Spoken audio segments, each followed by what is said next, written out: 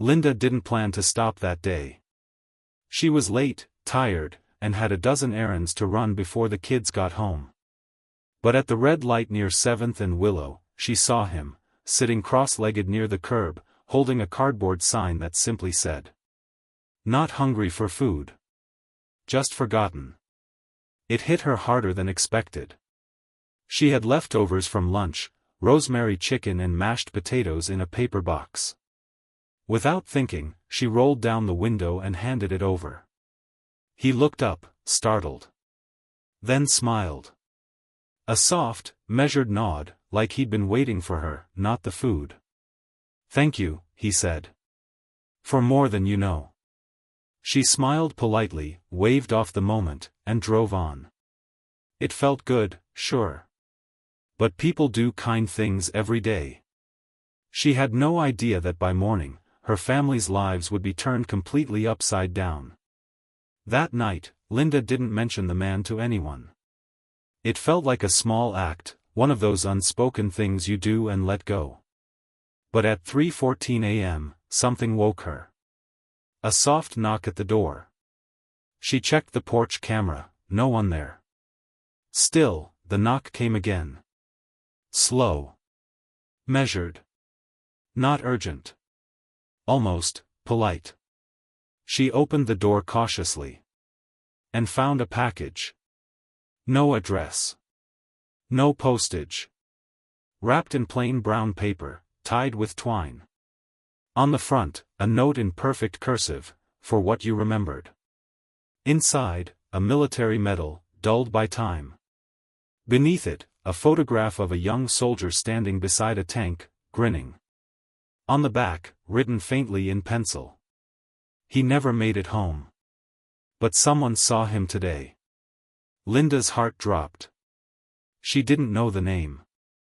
But something about the smile in the photo felt deeply familiar.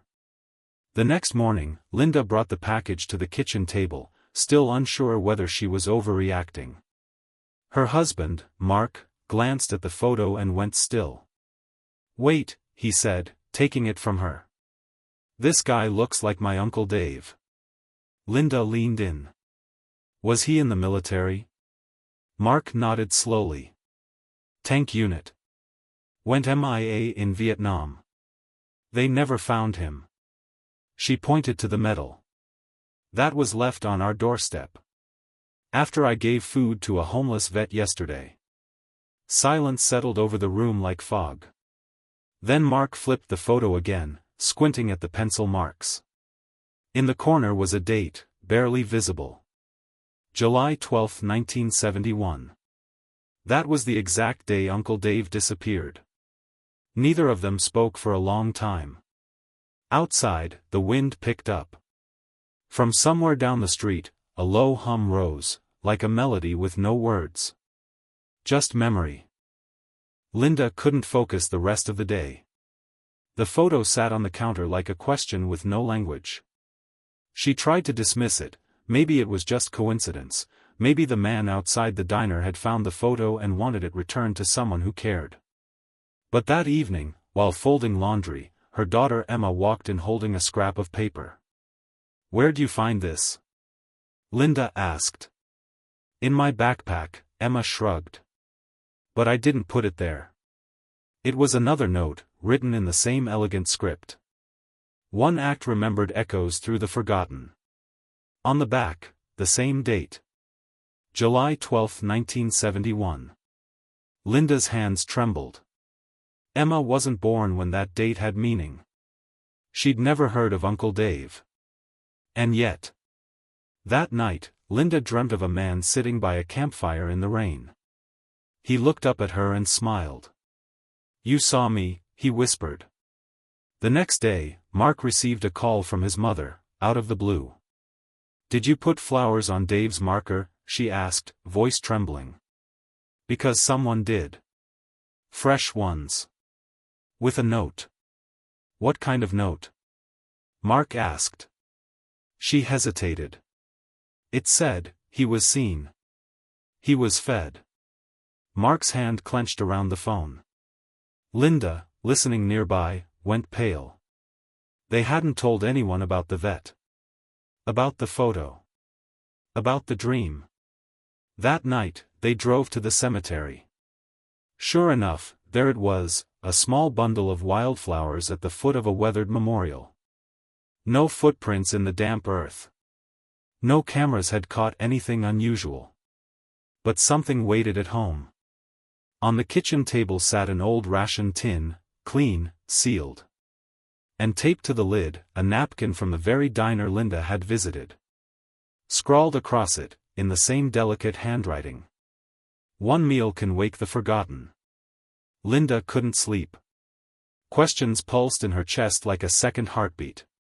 She opened the ration tin. Inside, an unopened packet of crackers, a rusted spoon, and a folded scrap of newspaper. The headline was barely legible: Local vet vanishes during storm evacuation. The date? 1971, the photo? Same man from her porch. Same tired eyes.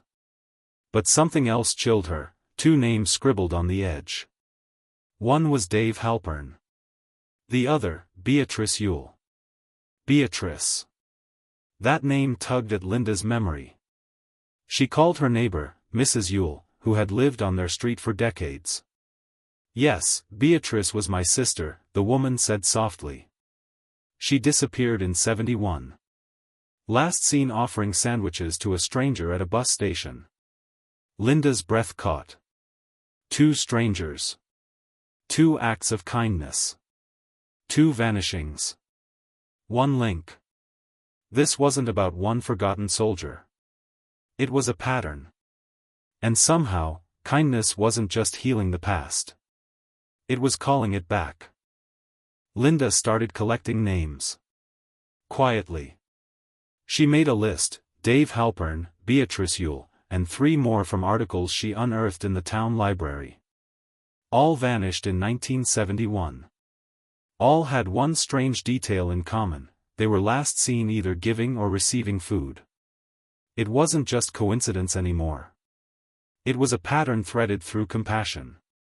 She drove to the diner, hoping to find the vet again, but the staff didn't recall him. No one had seen a man fitting her description. No cameras. No witnesses. But under the napkin holder at her table, she found a folded piece of paper. As if waiting for her. What is fed is remembered. What is remembered returns. Keep feeding. Suddenly, the air around her felt different, dense, aware. The silverware on her table vibrated ever so slightly. She looked around. No one else seemed to notice. But Linda knew. She hadn't just opened a door. She was holding it open. That night, Linda dreamed in fragments. Not her memories, but others. She stood in boots too big, clutching a rifle in torrential rain. She heard a girl laughing on a station bench, holding a paper bag. She felt hunger so deep it blurred sound. Then warmth, soup passed from one hand to another. When she woke, her palms were damp. Her breath caught like she'd just run miles. But the most startling part? The scent. Her room was filled with the faint aroma of beef stew, one she hadn't cooked in years. It was her grandmother's recipe. She rushed to the kitchen. The pot on the stove was cold. Untouched.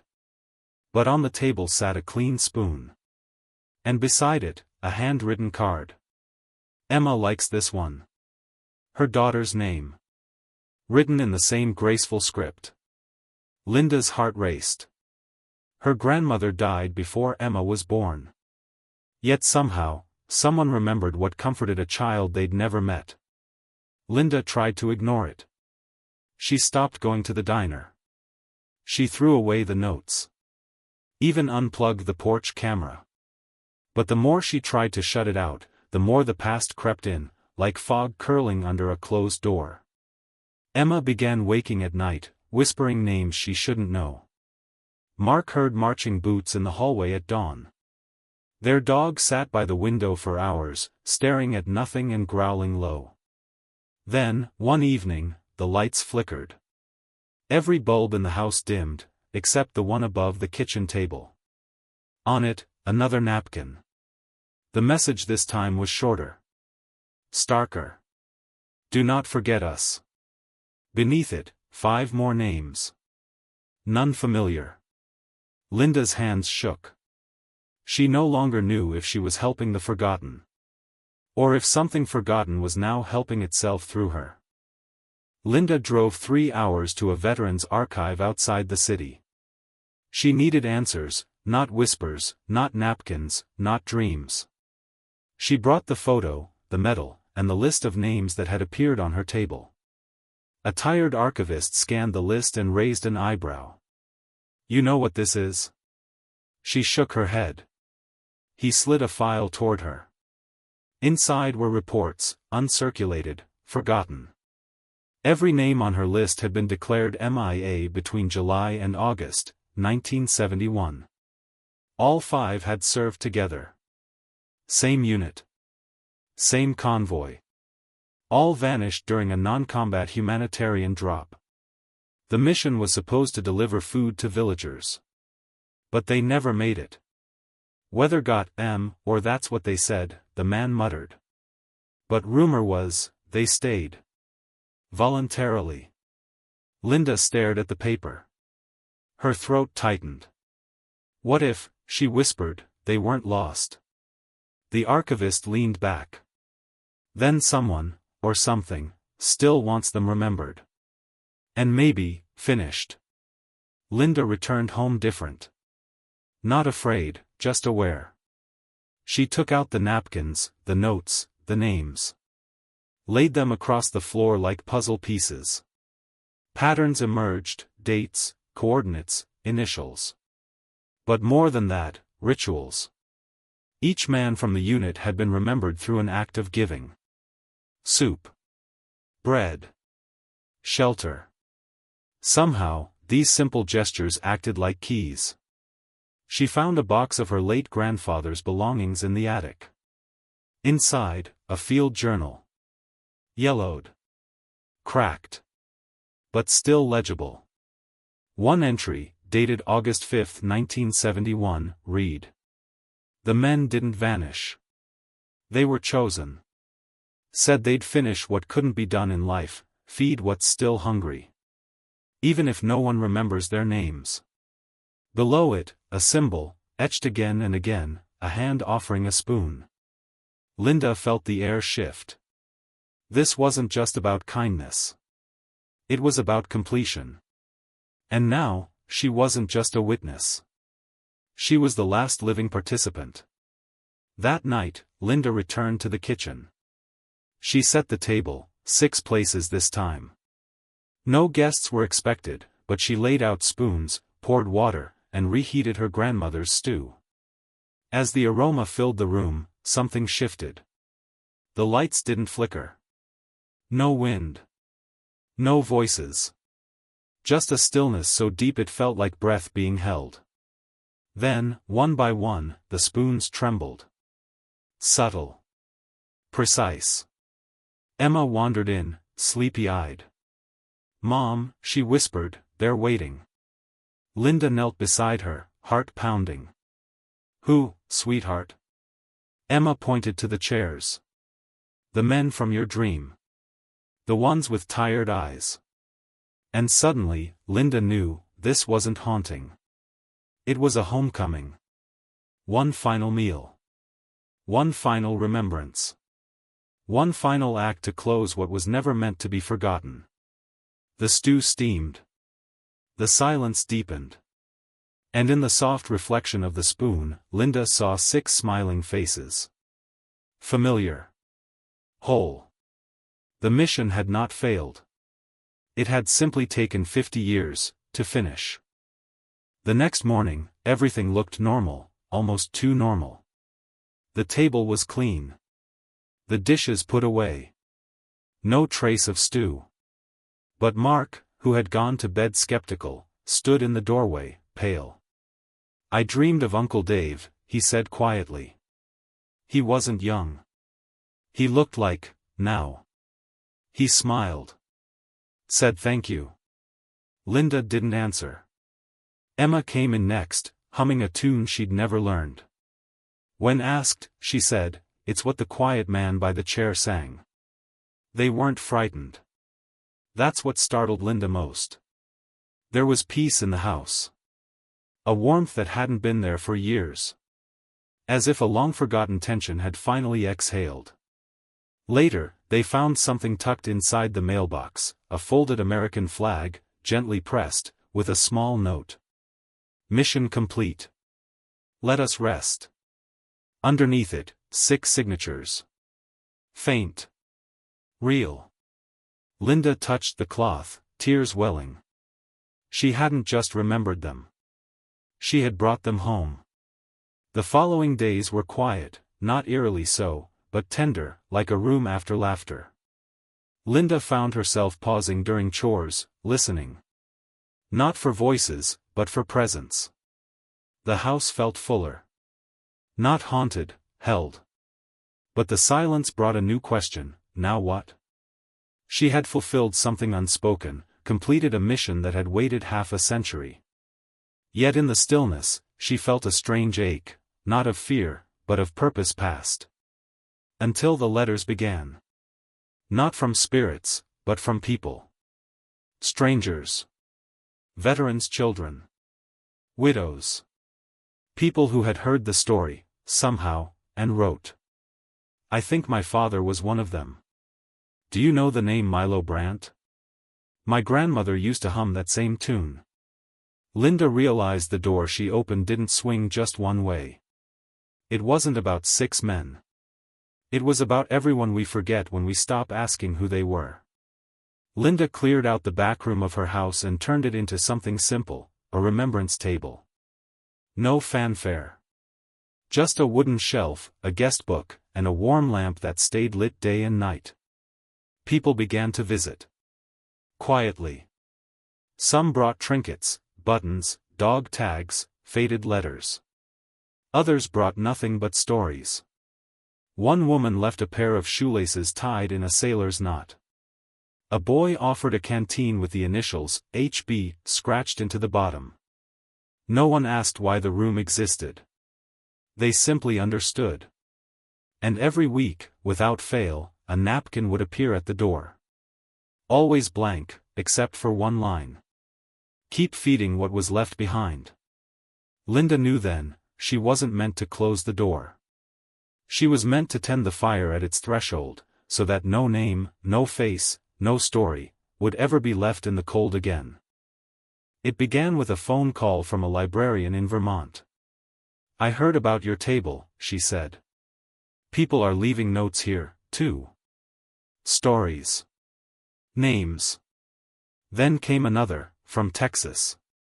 A retired medic had started cooking a weekly meal of remembrance for anyone with a story to tell. They didn't charge. They didn't ask. They only listened. Within months, photos poured in, homemade shrines, empty chairs at crowded family dinners, napkins inscribed with quiet messages. The phrase started appearing in chalk on sidewalks. "We remember what you Federal." It wasn't a movement. It wasn't organized. It was recognition. Somewhere along the way, people stopped asking if the stories were true. That no longer mattered. What mattered was the feeling, the truth that kindness, offered without expectation, could echo louder than history. Linda stood by her window, reading the latest letter from a stranger. It ended with a single line. "Because of you, my father finally came home, in me." One day, a man in his 40s arrived at Linda's door, holding nothing but silence. He stood awkwardly, eyes red, before finally saying, "I didn't lose anyone. I just forgot who I used to be." She invited him in. He sat at the remembrance table, staring at the flickering lamp. After a while, he whispered, "When I was 12, my brother left for boot camp. He never came back. Not because he died. He just never came home." He reached into his coat and pulled out a plastic spoon, still sealed in military packaging. "He used to sneak me pudding with these," he smiled. Told me to remember the sweetness. He left the spoon on the table and wrote one word in the guest book. Forgiven. That night, Linda wept, not from sorrow, but recognition. Because emotional storytelling wasn't about ghosts. It was about finding the parts of ourselves that someone once loved, and bringing them back. By spring, the remembrance table had outgrown Linda's backroom. But she didn't move it. Instead, the town began creating their own tables. The florist set up a shelf of pressed flowers and unsent letters. The school library opened a whisper corner, where students could write down the names of people they missed, no explanation needed. Even the grocery store left a box labeled "One Thing They Loved" near checkout. People dropped in chewing gum, old coins, knitting needles, and faded recipes. Something had shifted, not in ritual, but in rhythm. People spoke softer. Hugged longer. Listened without interrupting. And when a child asked her father what the remembrance table meant, he didn't say history or grief. He said, it means someone mattered, and someone else didn't let that be forgotten. Linda no longer wondered if she'd done enough. She simply kept the lamp lit. Because now, the remembering belonged to everyone. On Memorial Day, no parade was held. No speeches. No fireworks. Instead, just before sunset, the entire town gathered at the park. No one said who organized it. No flyers. No announcements. People just came, with folding chairs, faded photographs, and bowls of warm food. At exactly 7:12 p.m., a time chosen by no one, but understood by all, the hush fell. Even the wind stilled. Then a child stepped forward, holding a spoon high in the air. She said nothing. But others followed. Dozens. Then hundreds. Each lifted a spoon. Some real. Some carved from wood. One made of bronze. And in silence, they held them to the sky. A flock of birds passed overhead, and from the trees came a sound so subtle, so layered, it could have been the rustle of leaves. Or maybe, just maybe, a song. Linda stood among them, not in front. Not leading. Just part of it. And for the first time, the town didn't just remember. It responded. After the spoons were lowered, no one rushed to leave. People stayed, on picnic blankets, benches, sidewalks, sharing stories they'd never spoken aloud. A man in his 60s admitted he still wrote letters to his brother, gone since 1971.